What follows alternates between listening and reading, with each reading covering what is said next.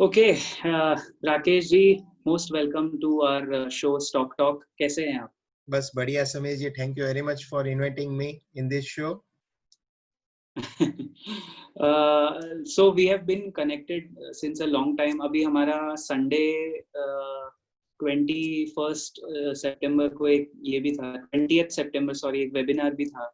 So lot of people asked me उसके बाद कि उसका रिकॉर्डिंग भेजिए। बट होता क्या है कि वो रिकॉर्डिंग्स जो वेबिनार में क्वेश्चंस आते हैं वो बहुत पर्सनल होते हैं। So you know, if we put the recording out तो वो थोड़ा मिसलीडिंग हो जाता है। इसलिए हमने सोचा कि हमारा जो ये एपिसोड है स्टॉक टॉक, जिसमें आप हमारे ग्रुप का ऑलरेडी एक पार्ट है, so we should take your expertise, ताकि आप हमारे जो दूसरे इन्वेस्टर हैं उनको थोड़ा गाइड कर सके from an educational perspective, right? तो एजुकेशन आज पर्पस। राइट तो आज है 24 सितंबर। बहुत अच्छे दिन पे हम लोग कनेक्ट हुए। आज आपने देखा मार्केट में चौतरफा, जैसे बोलते हैं, बिकवाली हुई है। बिग वाली हुई थी।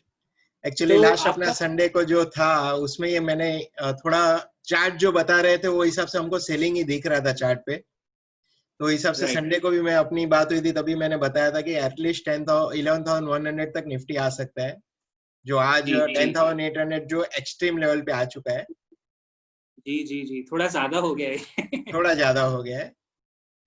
राइट तो आपका पहला व्यू बताइए कि व्हाट डू यू थिंक ये इसका रीजन, और व्हाट इज योर पोजीशन? अभी आप कैसे ट्रेड कर रहे हैं, क्या कर रहे हैं? राइट नाउ एक्चुअली देखने जाए तो ये जो क्रैश हुआ था कोरोना की वजह से, और ये जो वी शेप हम्म रिकवरी आई थी, तो एक्सपेक्ट हम्म था ही कि ये वी शेप रिकवरी कभी सस्टेन नहीं होती, तो इसमें करेक्शन आना ही आना है। क्योंकि हम अपने जो भी क्रैश हुआ था वो विद इन 6 मंथ में अपने कवर कर लिया, रिकवरी फुल कर दी। और ये वी राइट शेप रिकवरी कभी भी सस्टेन नहीं होती। पास्ट रिकॉर्ड भी अगर आप चेक करेंगे, 2008 से 2000 जो क्रैश था, तो यू शेप रिकवरी हुई थी, तो वो सस्टेन हुई थी। लेकिन ये जो रिकवरी हुई है वो वी शेप रिकवरी है, जिसको हमको लग रहा है कि ये सस्टेन नहीं हो सकती और अभी लोअर टॉप लोअर बॉटम बन के चालू हो जाएगा। अच्छा, तो ये आप बेंचमार्क निफ्टी का बता रहे हैं, लोअर टॉप हाँ, लोअर बॉटम? या अच्छा अभी राइट नाउ ऑलरेडी अगर आप देखेंगे वीकली चार्ट में भी एक डोजी बना हुआ था, प्लस एक बड़ी कैंडल, रेड कैंडल बन गई थी, जो इंडिकेट राइट कर रही थी कि पूरा सेलिंग का माहौल आना चालू हो जाएगा। Right right, okay good. और जैसा आपने कहा बिल्कुल सही। आई थिंक आपने संडे को ही एक वार्निंग दिया था। संडे हम लोग इसीलिए मिले थे ताकि मंडे से सब लोग जो है हमारे साथ जुड़े हुए वो लोग थोड़ा पोजीशन हेज कर लें। अब होता क्या है ना कि people people go all in, पहले इन्वेस्ट करते हैं, बाद में सलाह मांगते बराबर। हैं। तो वो एक बहुत बड़ा फंडामेंटल प्रॉब्लम है कि आप इन्वेस्ट करने के पहले अगर थोड़ा बात कर लें, जैसे हमने संडे को, अवर ऑब्जेक्टिव वाज कि यू नो यू ये टाइम ऐसा है, एटलीस्ट टिल 3 नवंबर, जब तक यूएस के इलेक्शन आते हैं। इंडिया चाइना का आपने बोला था इशू है, तो चीजें ऊपर नीचे हो सकती है। और बिल्कुल वैसे ही आपके चार्ट्स एकदम परफेक्ट निकले। एक और चीज मैं यहाँ कहना चाहूंगा, आपका एक रिकमेंडेशन था 2 महीने पहले, वो अकेला चल रहा है अपोलो हॉस्पिटल, यस। राइट? आपको याद होगा। और आज के डेट में भी मुझे लगता है वही, मतलब हॉस्पिटल सेवन वाले ही परसेंट सब लेके। आज एक ही 7% ऑफ था। हाँ, और ये दैट इज कमाल की बात है। मतलब ये चार्ट्स में इतना दिख जाता है अपने को, आपको इतना फील मिल जाता है चार्ट्स में। चार्ट्स में लॉन्ग टर्म के लिए देखेंगे तो चार्ट्स में बहुत कुछ सीखने मिलता है। चार्ट अगर आप प्रॉपरली स्टडी करेंगे तो आपको 100% उसमें सब कुछ सिनेरियो दिखता है। और चार्ट्स क्या है कि प्राइस एक्शन है, और बाकी के इंडिकेटर आपको सपोर्ट करने के लिए रहते हैं उसमें। तो वो अगर आप ओके प्रॉपरली ट्रेनिंग ले लेंगे तो आपको 100% आप व्यू निकाल सकते हो कि कौन सा स्टॉक्स कभी लेना चाहिए और कभी एग्जिट लेनी चाहिए। एटलीस्ट टॉप और बॉटम तो कभी कोई नहीं पकड़ सकता, कितने भी करेक्ट। महारथी रहेंगे चार्ट्स के, लेकिन उन लोग भी टॉप बॉटम नहीं पकड़ सकते। लेकिन एटलीस्ट प्राइस एक्शन देख के हम लोग जज कर सकते हैं कि भाई कौन से लेवल पे एटलीस्ट बाय करना है या फिर कभी बाय करना है। Right right, very nice. तो अच्छा, ये चार्ट्स जो आप बताते हो, ये पूरे एक फ्रेश इन्वेस्टर को सीखने में कितना टाइम लगेगा? ये मतलब how much time does it take? पहले तो उसका डेडिकेशन कितना है, क्योंकि सीखना हम्म, कोई बड़ी बात नहीं है, लेकिन उसके पीछे उसके होमवर्क करना, उसको डेडिकेट करना बहुत बड़ी जरूरी है। कि आदमी लोग सीख करेक्ट। लेते हैं लेकिन उसको इम्प्लीमेंट नहीं करेंगे, अप्लाई नहीं करेंगे, तब तक उसकी खुद की गट फीलिंग नहीं आएगी। बिल्कुल सही, बिल्कुल, आई एग्री विथ यू। बहुत जन एक एक साल के कोर्स भी रहते हैं, बहुत बोलते हैं 6 महीने के भी कोर्स रहते हैं, बहुत बोलते हैं हम लोग 3 महीने में सिखा देंगे। मैं तो बोलूँ कि मैं आपको सिर्फ 4 लेक्चर में सिखा सकता हूँ बेसिक, लेकिन बेसिक आप ओके, सीखने के बाद उसको प्रैक्टिस करनी जरूरी है। अगर आप प्रैक्टिस करोगे तो राइट, आप 100% परफेक्ट हो जाओगे। Perfect, perfect, very nice, very nice. So हमारा जो ये ट्रेनिंग प्रोग्राम है स्टॉक टॉक, इसमें हम लोग सो बहुत अच्छी बात यह है कि आपका जो व्यू है वो शॉर्ट टर्म और मिडिल टर्म रहता है, और हमारा ट्रेनिंग का थोड़ा वो लॉन्ग टर्म रहता है। तो उसमें कैंडल स्टिक और पैटर्न्स अभी तक हम लोग ने शुरू नहीं किया है, बट वी विल थिंक कि हम लोग आपके हेल्प से कैसे उसमें स्टार्ट करें आगे चल के, क्योंकि वो एक अच्छा शॉर्ट टर्म फ्लेवर भी दे सकता है। बट अगर आप खुद मानते हो कि इस वक्त भी क्वालिटी स्टॉक्स ही लेने चाहिए हम लोग को, है कि नहीं? Definitely even if quality you stock ही लेने चाहिए। तो आपके तरफ से कोई 2-3 अच्छे अभी के माहौल में रिकमेंडेशंस अगर आप बताना चाहें तो वो क्या होंगे in today's scenario? In today scenario still थोड़ा करेक्शन अभी भी एक्सपेक्ट कर रहे हैं, लेकिन एटलीस्ट ये टाइम पे थोड़ा 25% एटलीस्ट इन्वेस्ट करना चाहिए। जैसे बजाज फाइनेंस है, आईसीआईसीआई बैंक है, एसबीआई लाइफ है। डेफिनेटली जब भी कोई भी स्टॉक्स निफ्टी के पार्ट बनते हैं तो वो स्टॉक में करेक्शन आता है 1 से 2 दिन तक।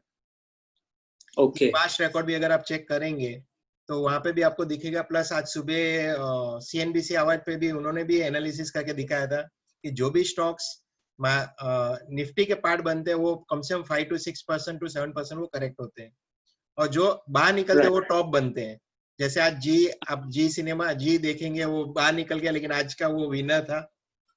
हाँ, Sun right, pharma, right, SBI Life और डिवीज दोनों आज एंटर हो रहे हैं, यानी कल से एंटर होने वाले, लेकिन एक्सपायरी के दिन वो 4 to 5% सब क्रैश हुए आज। करेक्ट, करेक्ट, तो एसबीआई लाइफ राइट, पे मेरा व्यू है कि अराउंड 725 735 के साथ टाइम पे एक्यूमुलेट करना चाहिए। इनफैक्ट ये लेवल से भी थोड़ा थोड़ा एक्यूमुलेट करना चाहिए एसबीआई लाइफ, क्योंकि ये कोविड के सिचुएशन में सब लोग इंपॉर्टेंस दे रहे हैं लाइफ इंश्योरेंस पे, तो ये बिजनेस ग्रो होने के चांसेस ज्यादा है। Okay. And I think last time आपने एचडीएफसी लाइफ को भी रेकमेंड यस, किया था ना, परफेक्ट, सेम थीम में, सेम थिंग इंश्योरेंस है। थीम में। और अच्छा, इनफैक्ट आप उनका रिपोर्ट भी आए थे, वो भी बहुत अच्छे आए थे। एचडीएफसी लाइफ के जो प्रॉफिटेबिलिटी और सब डिक्लेयर किया वो भी बहुत अच्छा आया हुआ था, यानी फंडामेंटली भी वो राइट, कंपनी बहुत स्ट्रांग है। हाँ, हाँ, बिल्कुल, बिल्कुल सही। और वो अभी ऐसे लेवल पे लग रहा है जैसे यहाँ से पिकअप कर सकता है। हम लोग भी एक्चुअली अपने ग्रुप में यही बोलते हैं कि अपना थोड़ा अवधि जो है, होराइजन्स जो है वो लॉन्ग रखिए, क्योंकि अगर आप अच्छे से मल्टीप्लाई करना चाहते हैं मनी को तो लॉन्ग होराइजन्स में आप ज्यादा, मतलब मेहनत ज्यादा करने की जरूरत नहीं अगर आप अच्छी चीजों में इन्वेस्टेड हैं तो। एम आई राइट? Definitely, definitely.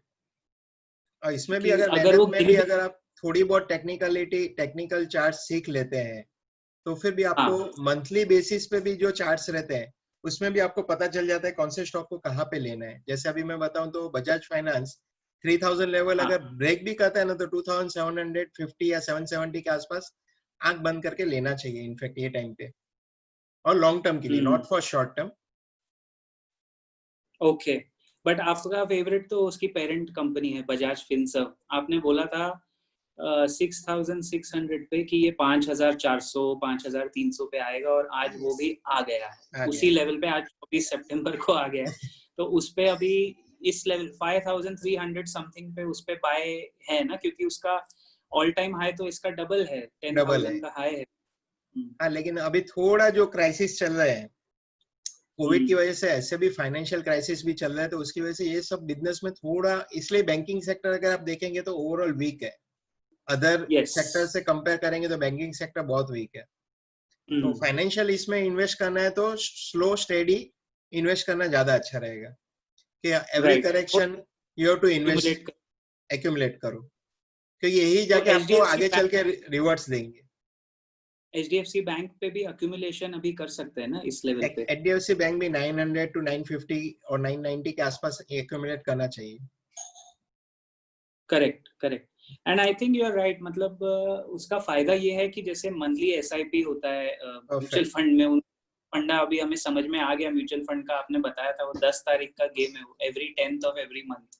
यस। तो उससे बेटर तो मतलब वो बंदा खुद अपना खुद का एसआईपी स्टॉक्स में कर तो परफेक्ट। ज्यादा कमा सकता है। लेकिन फिर उसमें डिसिप्लिन वैसा ही चाहिए डिसिप्लिन जैसा 20 साल के ईएमआई का जो डिसिप्लिन होता है, वही डिसिप्लिन आपको एसआईपी में चाहिए, है कि नहीं? 100% के आपका क्या? डिसिप्लिन सबसे बड़ी चेंज है।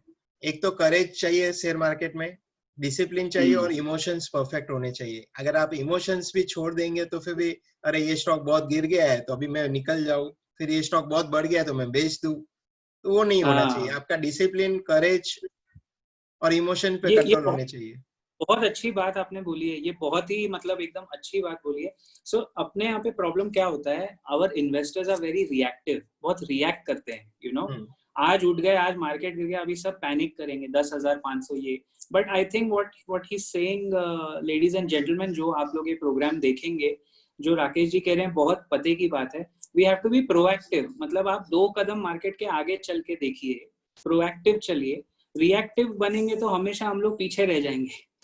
तो जो सुबह शाम हम लोग स्टडी करते हैं, आप कोई भी स्टॉक उठा के देखिए। अभी जैसे हाँ, फॉर एग्जांपल मैं एक आईटीसी का एग्जांपल लेता हूँ, इसके बहुत क्वेश्चंस आते हैं मुझे, अभी तक आ रहे हैं। मैं आंसर दे दे के थक गया, हमारे ग्रुप पे लोग आंसर दे दे के थक जाएंगे, लेकिन ये स्टॉक कभी अपना वो जिद छोड़ेगा नहीं, मतलब ये तो आपका क्या व्यू है कुछ आईटीसी पे, ये क्यों गिर रहा आईटीसी है? आईटीसी एक्यूमुलेट करना चाहिए अभी के लेवल से।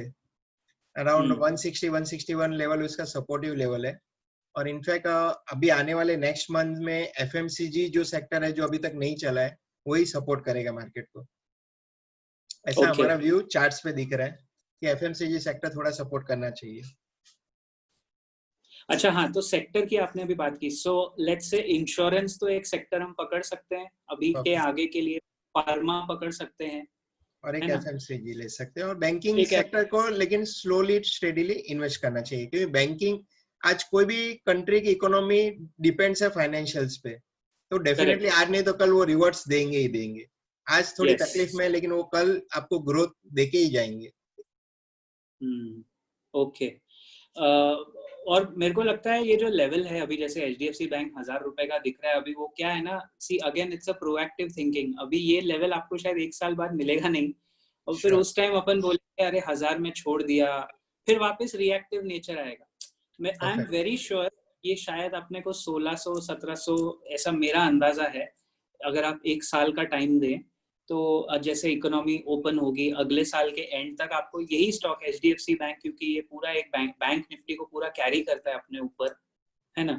तो ये दिखना चाहिए यहाँ से 50% अपसाइड तो हम लोग को मतलब सीधा दिख रहा है। लेकिन अब वही बात है कि मार्केट हमेशा आगे दिखता है, पीछे तो सही बात दिखेगा है। नहीं, है ना? अच्छा, फार्मा में अभी जैसे आपने बताया, अच्छा, आईटी और फार्मा की बात करते हैं। पहले फार्मा फार्मा में आपका कोई ऐसा एकदम, जैसे बजाज फिनसर्व मुझे पता है आपका एकदम स्टेडी पिक रहता है, वैसे फार्मा में कोई है?